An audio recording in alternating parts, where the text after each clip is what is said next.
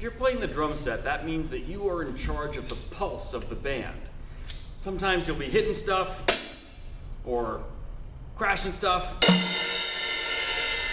making lots of noise. But what's most important is that you keep your pattern steady. The band will look to you for the tempo, and the overall patterns, the rhythmic patterns, all those rhythmic structures are kind of up to you. You keep the pulse of the band moving forward. So that means you gotta know what you're doing.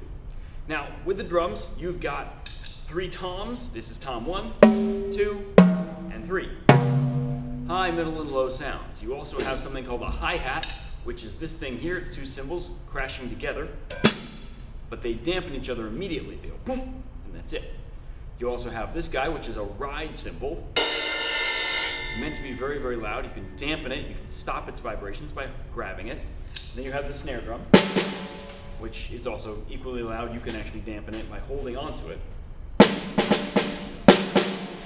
You make it a little bit softer.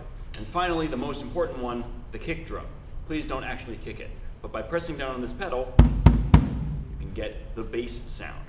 Now, the grooves that I've provided for you are based on standard rock motives, just stuff that you hear on the radio all the time. And you hear these patterns a lot, actually, or variations on these patterns. So what we've done is the bottom space in all of these patterns is the kick drum. Always the kick drum. It's the most important part of the drum set. So every time you see the bottom space on the music, that's what it is. It's a very firm plant. You've got to know that your foot is going down. Right there. Okay?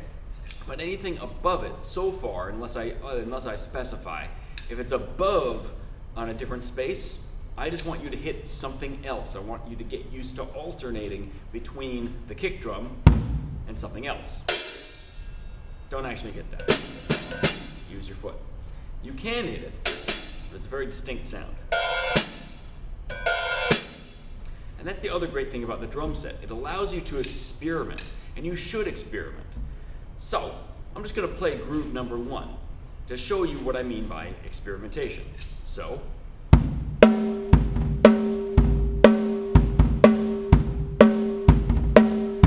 then you'll notice at the end of groove number 1, there's just a kick drum, and then 3 beats of rest. I don't want you to rest.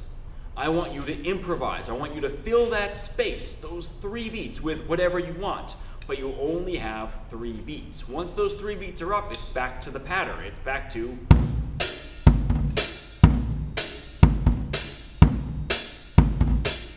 And then you have another 3 beats. So, for example, I might fill that with just me doing this. I'm back to the pattern. Or I might fill that with 2 beats of rest and then I hit something. 1, 2. It's back to the pattern. But that's my freedom. I get to experiment with what I want to fill in there.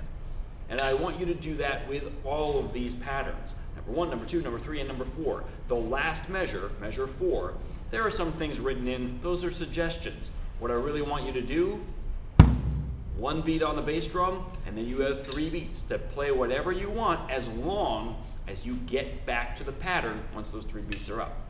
So for example, I'm going to play pattern number 1 a couple times and show you what I mean. Let's see. I'm going to use my feet for this.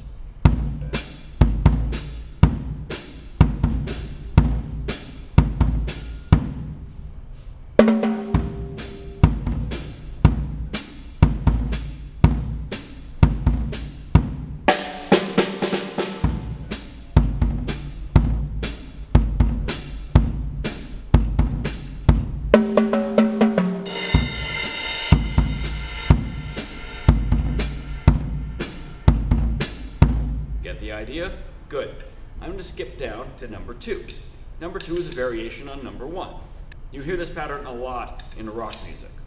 I'm going to still just use the hi-hats to show the difference. And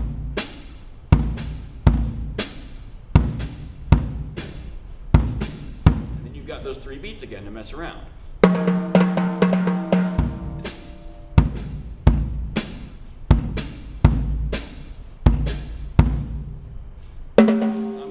Fast for that. I may want to slow that down a little bit, like, let's see.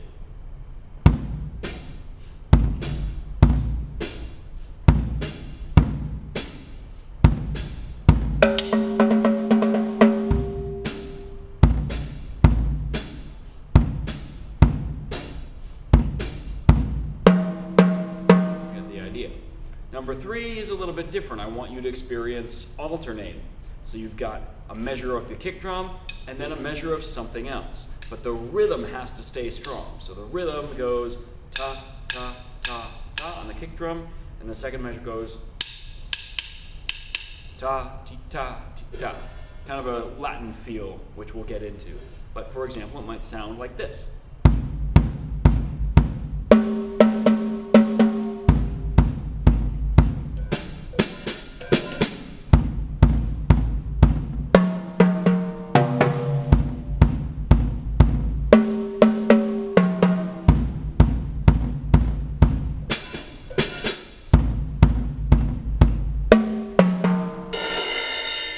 The idea. I want you to keep the rhythm the same, but you can change the sounds. Number 4, I'm going to take a little bit slower because it's meant to be the hard one. But, yeah.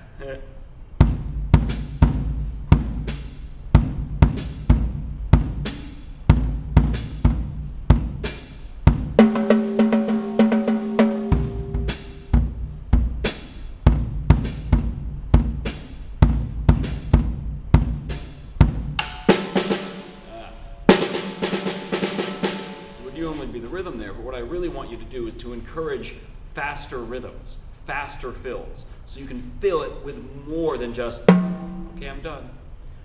Experiment with this. This is a great palette to experiment with, and that's one of the coolest things about playing the drums. You can add different sounds to it. Sometimes I'll give you extra auxiliary percussion to mess around with that you have to pick up and hit because it's such a different sound palette.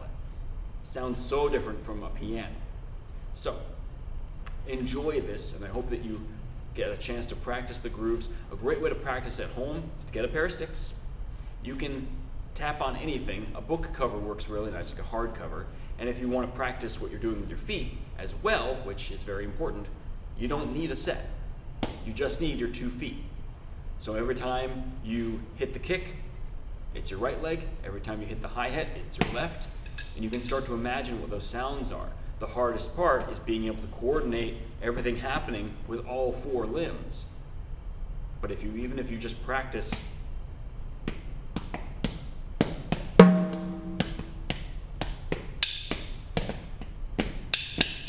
you get this better sense of where your body is in the set, and then it just becomes second nature. That's my best line of recommendation. And start to think outside the box. If you're the one playing drums, you have so many opportunities to stretch out of your comfort zone. Have fun. I'll see you later.